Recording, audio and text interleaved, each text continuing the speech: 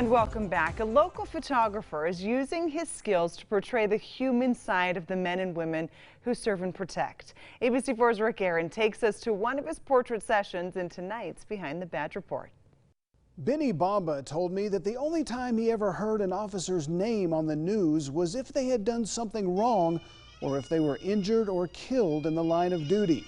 He decided to change that by telling their stories through the lens of his camera. When I do the portraits, they come with a story, who you are, what you do, and why you're in law enforcement.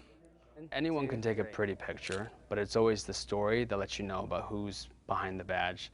Anytime you see any picture of mine, there's going to be a story attached to it on who they are. Bamba was saddened that when Millard County Sheriff's Deputy Josie Greathouse Fox was killed in the line of duty in 2010, she did not have an official department portrait. Determined to never let that happen again, he began volunteering to photograph officers, giving them the prints for free.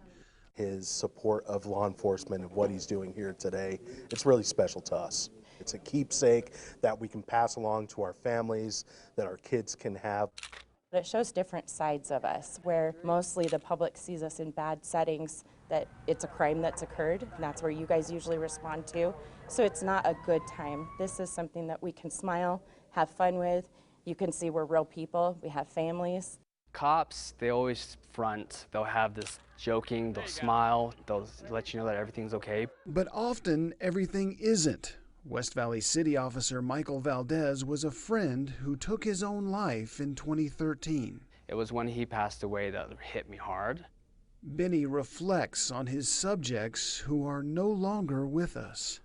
Sergeant Derek Johnson with Draper Police Department. I actually did a portrait of him when he was with JCAT here at UPD. Officer Ryan Phillips with VEC. He passed away from a motorcycle accident. You never realize how close you are until they're gone. Another one of his favorite shots? Cottonwood Heights Police Sergeant Tom Doherty and Canine Officer Chip. A moment frozen in time forever. Chip was just laying down, and Doherty went to go kiss him.